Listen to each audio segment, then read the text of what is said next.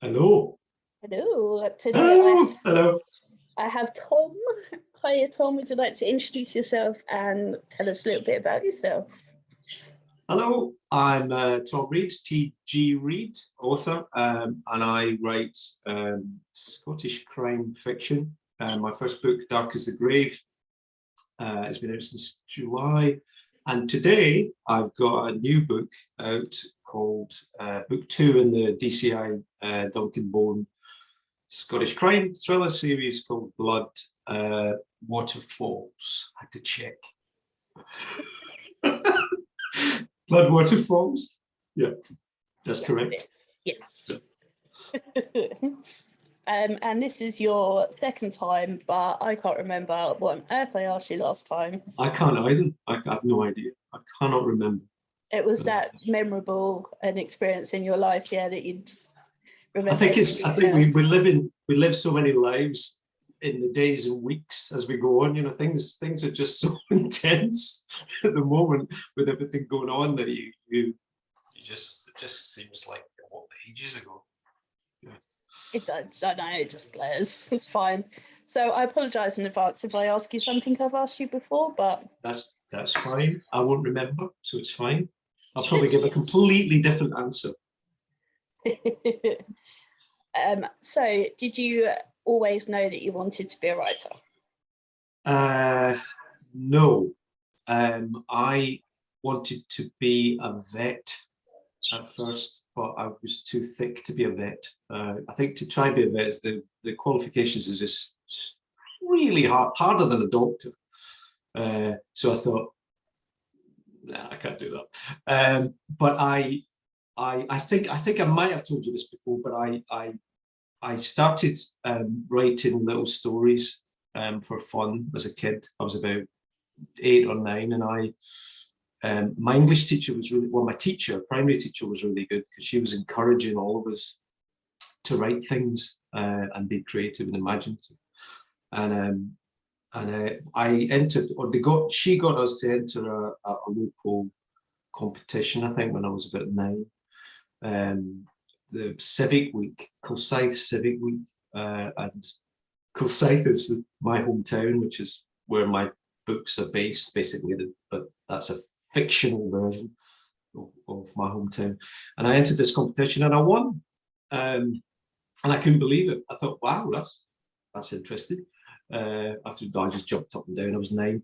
I went out and played football and forgot about it. No, but it was a sort of change in my mind where I thought, well, actually, this imagination thing is really quite good. I quite like it, and I started to write crazier and crazier stories, which was really good. And then further on, I started to write songs and play music, and I was in a band, and my creativity sort of got channeled into songwriting for quite a while. And I still wrote stories. I'm still writing stories, but it was just I was kind of like so distracted by music for quite a while.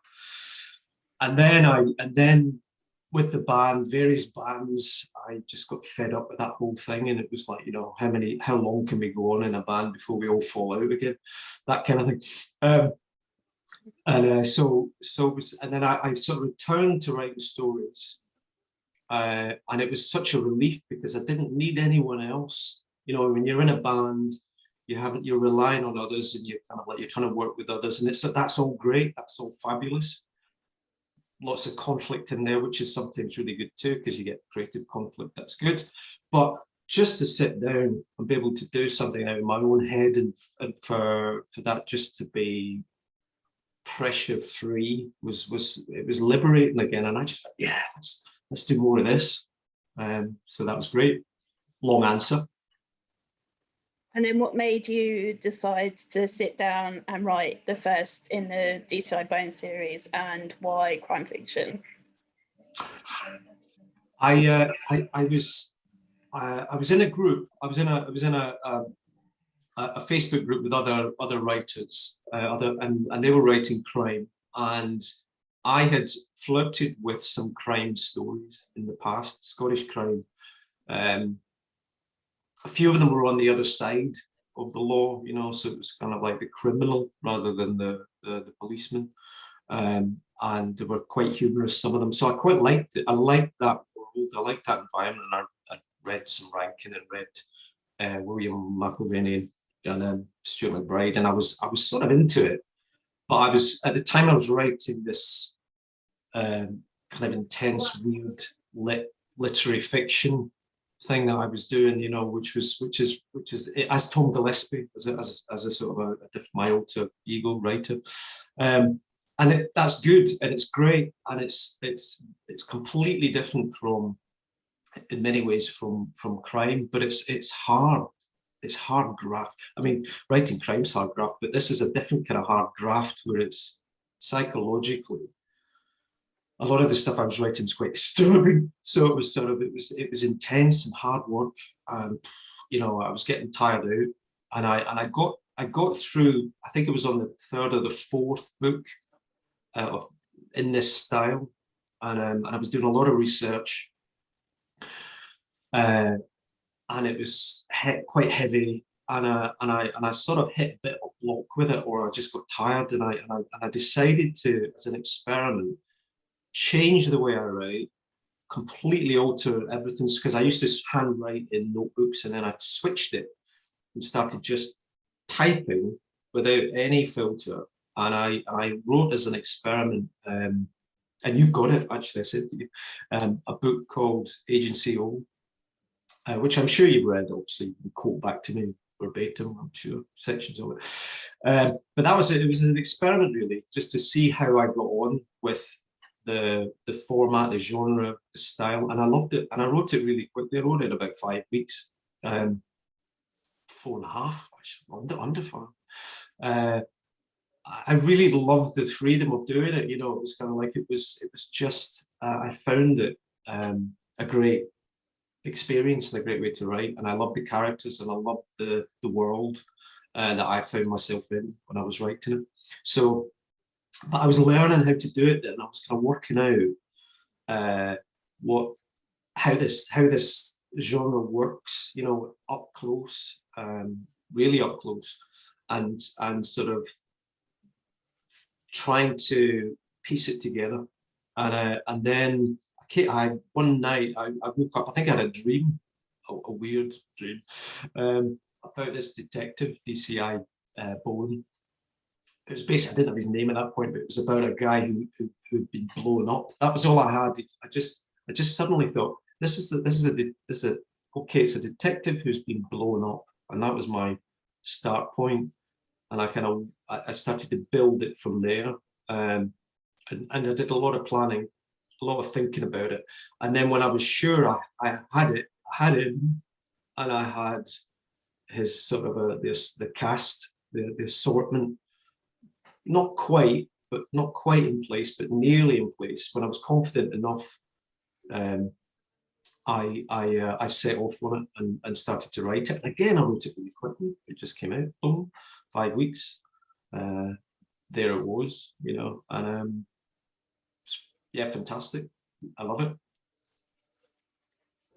it. And weirdly, I haven't read the first one and I have read the second one, but that's just how things go.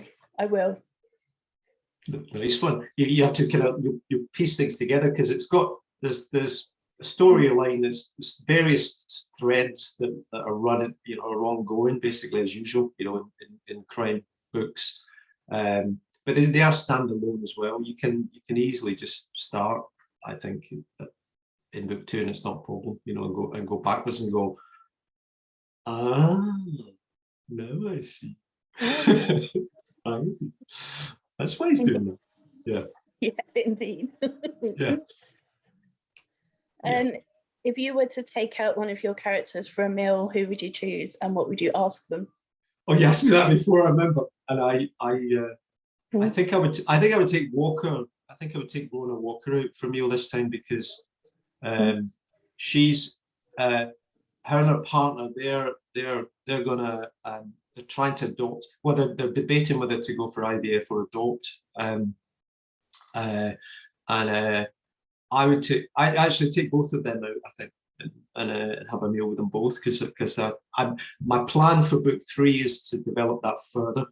But I was conscious actually in the second book that I felt that I hadn't quite given DSBI. I forget Rona enough airtime. Maybe not quite, as she gets a bit more in the first, I think, and it's just the way that the story fell, that she wasn't quite getting as much airtime. I think actually book 3 I'm going to make that right. So maybe I need to go out for a meal with her just to dig a bit deeper into her past, find out about her dad. If you were to be a killer in a book, how would you kill your victims? We were chatting about this, Donna, weren't we? A little while ago, yes. So I was watching. Funny enough, I was watching Goodfellas the other night again, like you do. I didn't watch all of it; it's quite long. But I just decided to watch a little bit of it. And there's a guy. One of the mobsters gets killed, and I thought it was quite. It was a sort of a very, very soft, quiet way to kill somebody, where the guy, if you've seen Goodfellas, I can't remember, it's the guy with the wig guy, and one of the characters owes him money, and he's just hassling these guys continuously for the money back, and they get him in a car, and the Joe Pesci character in the back, he just sticks a long, very narrow, thin spike into the base of his head and up through into his brain, and the guy just dies instantly. It's a bit like a kind of like a bullfighting, where the sword goes straight in to the heart, and just the bull slumps. It was just really, it was very subtle, because you don't quite know what's happening at first, and the guy just goes instantly. It's like, oh, that's quite nice. And it doesn't leave any kind of, you're not shooting someone, or it's very not so messy. Yeah, and effective. And effective, yeah. Yeah, when you go for the spine and the brainstem, then that's game over. Just yeah, I think that's quite good. I might try and work that in somewhere. But and if you were killed fictionally, who would you want to solve your murder? I'm not sure I'd want DCI Bone on the case. It's a bit highly strung. Or Mullins, another character in the book. I would probably again go for Walker. She's the most stable one, I think. She's the most person who she's, in a way, she's kind of like the conscience and the sort of the steadiness of Bone. So when DCI Bone is off on one, she kind of comes in and just steadies the ship, and I think she's really bright, and I think actually I would want her on it. Actually, I think she'd nail whoever it was. If you were to team up Bone with any other fictional detective to solve a case, who would you like to team him up with?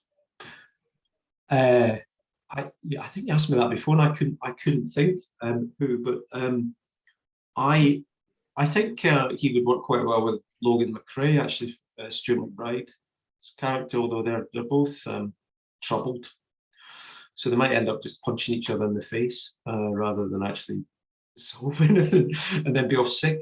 I think that would be quite interesting, to take him up the coast to Aberdeen and sort of have an East Coast experience, see how that goes, because he's really more West Coast kind of guy, so there'd be a quite interesting sort of East-West thing going on there, which would be nice to play out, I think.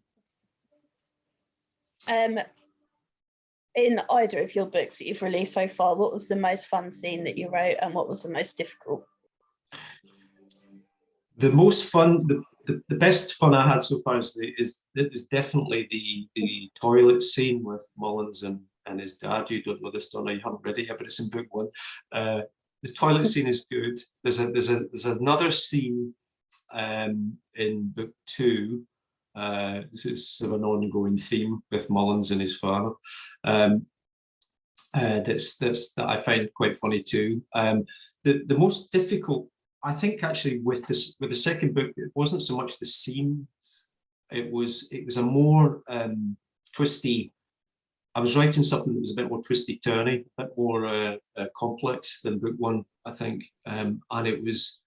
I found that it was quite challenging, more challenging to keep tabs on the threads and make sure that I'm following through correct. And then I got COVID, and when I had COVID, it was like I was in fever mode, and it was really hard to focus. But I think actually in a way it gave me more focus in a strange way. And a reviewer said, "Oh, it's incredibly fast paced, this book," and I think it's because I was slightly hallucinating. I was sort of, when I was writing the tail end of it, and it's kind of action packed. Partly because I was in a sort of fever state when I was finishing it, and I added a couple of scenes when I was in that state, which has actually worked quite well, in the end. Even though it was, at the time it was a bit insane, and I felt I was so unwell for a couple of weeks as well. All I could do just about was I was binge watching Squid Game. So Squid Game was feeding into this whole feverish madness of the thing. So the sort of the fever pitch, action packedness, I think, is partly down to COVID.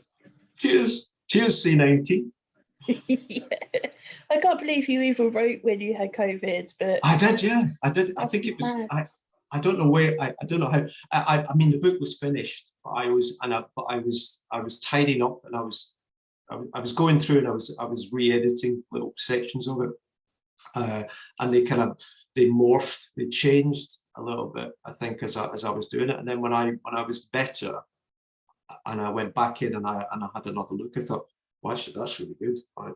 That is actually, I like that. And I thought, well, at least that's something.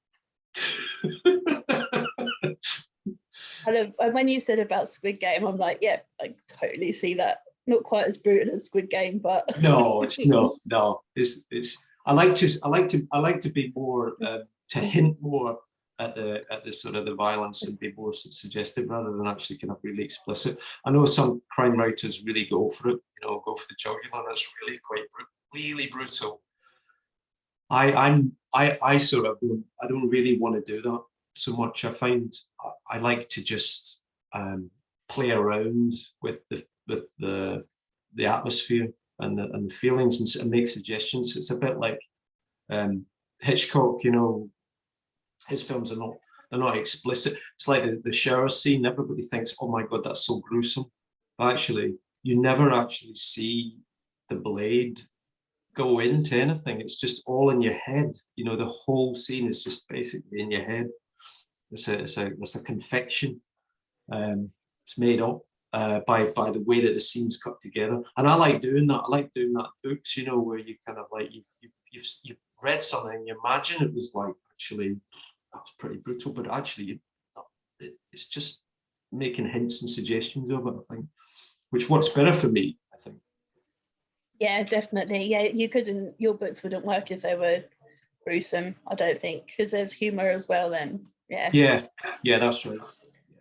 Yeah, it's sort of 1 minute rushing off to a crime scene and then dealing with his dad and stuff. Mullins, it's quite yeah. And the sort of the humor is there all the time. It's like with the forensics officer, the chief forensic officer, who I love. He's called Frank Cash, and he wears, instead of wearing the sort of the forensic white suits that the forensic officers usually wear, he wears the black one, basically. So he's called the Man in Black, because goes Cash and all that. But he has constant existential kind of crisis about life that's I find really funny, because it's kind of a bit like myself. Actually, I see myself in it. It's like, what's the point of it? What's the point of anything? And as he's cutting up a sort of a cadaver, a body on a table, he's kind of like, I mean, this is just, the futility of life. He goes into kind of these sort of dark holes, and I find it really funny to write, actually.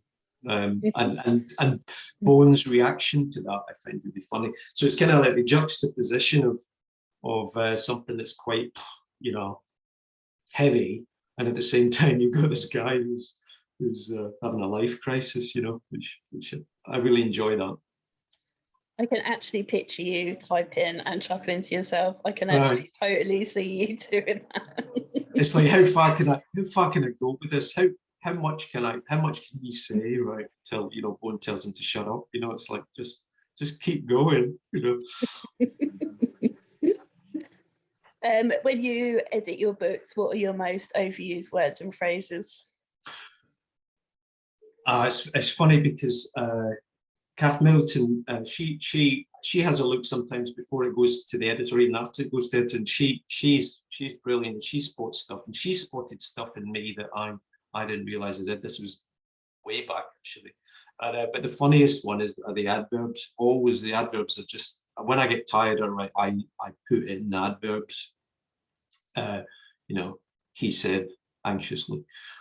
I just keep doing it, and she calls them Cartland-isms, or you're turning into Barbara, or Barbara-isms. You got all Babs on me, she says, I'm like, oh no, it's just, and you get away with the odd one, but it's kind of like, that when they just start to take over. It's something sometimes you do it unconsciously, and it's just, and she spotted them, and now I spot them, and it makes me laugh when I see them. I just think that's Barbara Cartland. He said, slowly, the end. How many words?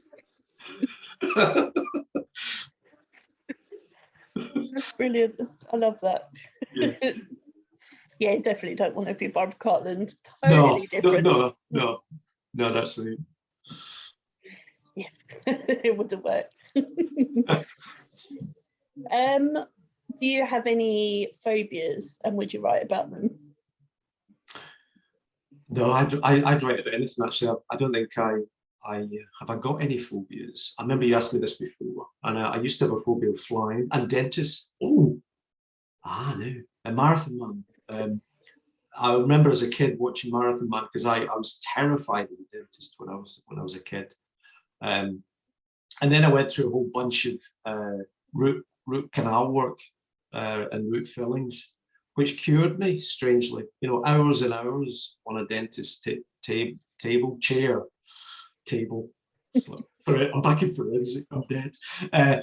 Dentist chair, getting these horrific procedures. Actually, sometimes it just somehow I thought, well, nothing's ever as bad as that. When you get an ordinary filling, it's like easy.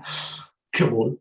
But I remember as a kid watching Marathon Man, and that scene, with Dustin Hoffman and Laurence Olivier, where he's torturing him with the drill. But I just thought, oh man, that was just terrifying. And that was a phobia.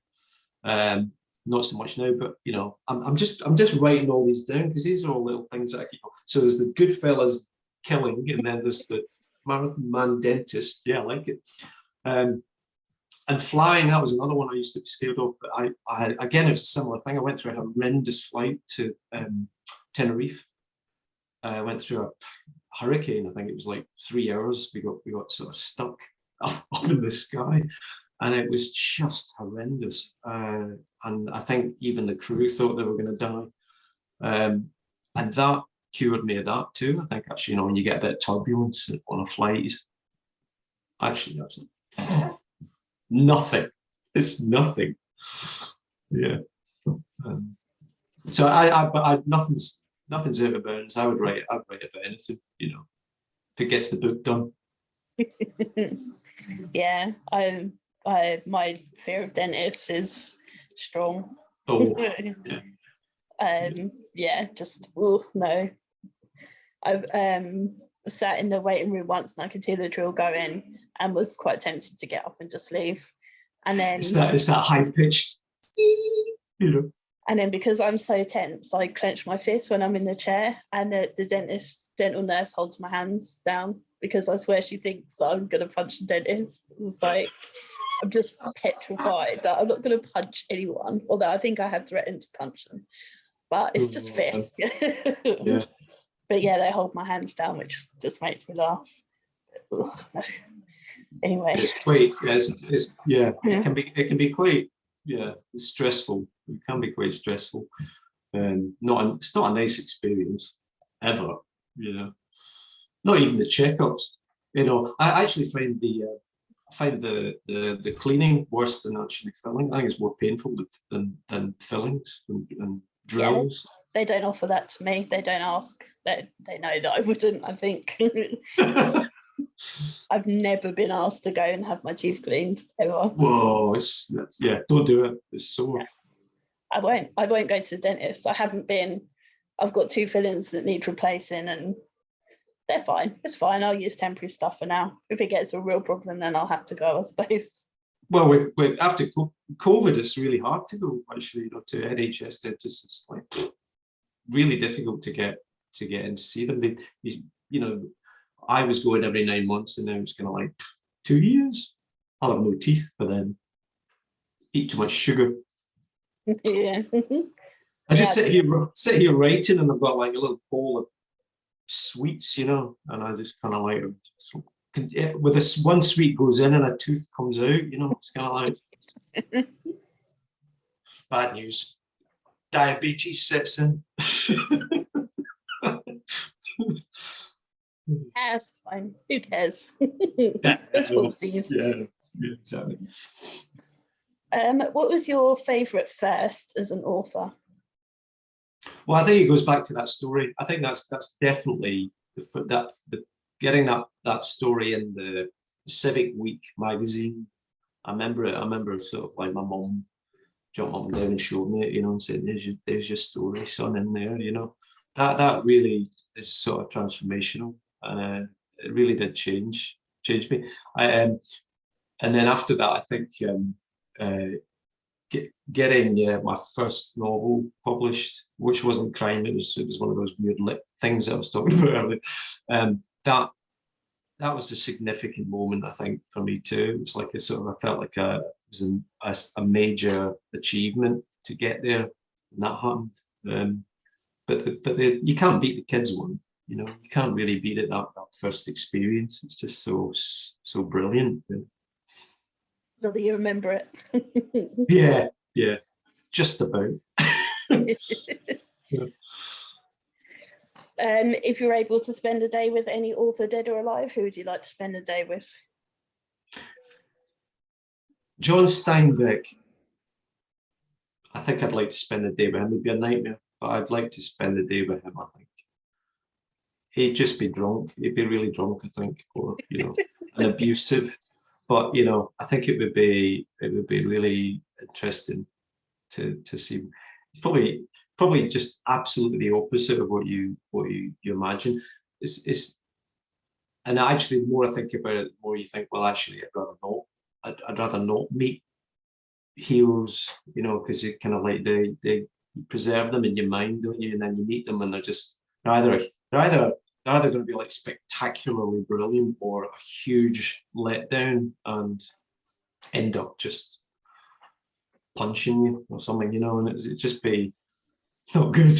But I would like to, yeah, I would brave it, I think, and meet him. Have you had any funny or weird feedback from your readers or any weird reviews? Loads and loads, and the one-star reviews can be really, really funny. I mean, just ridiculously funny. And I actually, when I put my first book out, because it was that weird stuff. It's a bit Marmite. It was very Marmite, you know, and you get like these glowing reviews, and then you get people going, "Oh my God, you know, read it, whatever you do. And I had a few of them, and I had an idea. I wanted to make little short films and get people to read the 1-star reviews, like sort of go up to little old dears in the street and say, would you mind reading this for an author, and read this out, this wonderful glowing review, and then they read it out and it'd be like this car crash review, film it, and then use it in sort of like little comedy promos. Because they are some of them are just so funny. I had one once that said, this book is making me feel really, really weird, so I have to stop, or something. It was like, I feel really weird inside. And I was like, job done. Yeah, I wouldn't know how to respond to that. I don't think that's it's different. I thought, well, that's a victory. That's what I was aiming for, That's the whole point, isn't it? But if you're writing weird, if you're writing weird fiction, not the crime stuff, there's other stuff. If you're writing weird fiction and it makes you feel weird, victory is mine. Not if they stop reading, though. No, that's true. Yeah, that's true. Yeah, fair enough. It was my mum. Yeah, well, we won't go there. If you were granted 3 wishes by a genie, what would you wish for? I'd wish for the genie to stop appearing in my house and get the hell out. You're scaring me. You just come in. I'm just trying to make a cup of tea, and you just popped out the teapot. What are you doing? I don't think I believe them. I think I would. I'd be very skeptical, even if they were standing there in the middle of the room with it in a puff of cloud smoke, saying 3 wishes. So I'd say, get out. Could be your chance. You could have been a bestseller. You could be rich. The genie would be like, all right, then, so too much of a realist. I'd just be like, get out. Who would you least like to be stuck in a lift with? Oh, least likely, Boris Johnson. There you go. I wouldn't like to be stuck in a lift with him, because I think he would. I might start to like him.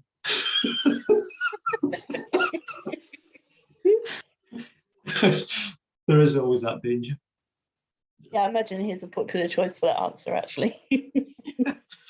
Do you collect anything? No, actually. No, I don't. I used to collect pens, but I just kept losing them or giving them to people. And usually, or my daughter usually steals them. So I would have these lovely pens, and I like to, if I'm for writing and editing, I would buy quite posh pens sometimes. Especially the old books where I used to write in notebooks rather than type. And then so the pen was important and the paper was important. I'd get a bit obsessive about it. So I would have these pens, but then my daughter would just rate them and take them. Go, what have you done with that pen? It was 10 quid. Oh, I don't know. And it'd be gone, So I gave up and went back to Bics. I'll go wrong. Yeah, they're good. So are you working on book 3 in the Bone series, and do you know what you're doing next? I am working on book 3. I'm planning, it's currently in planning, and I've started writing it. And I really like it. 2 was difficult because it was really, as I was saying, it was really complex and hard. And I just had a brainwave for 3 a little while ago, and I thought, wow, that's good. And I could see the pathway really clearly of how to plot it.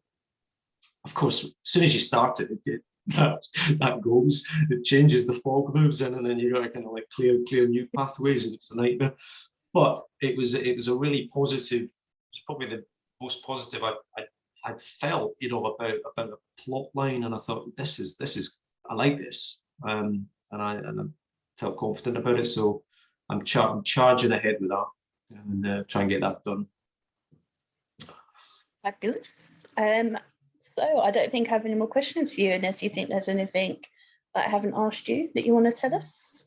No, I think that's okay. I was just going to say that the Kindle's out, and paperback should be out for book 2, but Amazon are sitting on the quality review. They've been sitting on it for 2 days. It's really annoying. So I printed this A4 piece of paper.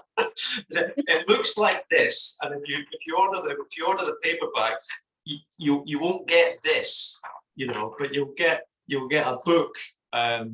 It's been a little bit frustrating because they haven't quite caught up with it, but it's coming. It'll be out in a day or 2. And if people wish to find out more about you, where can they do so?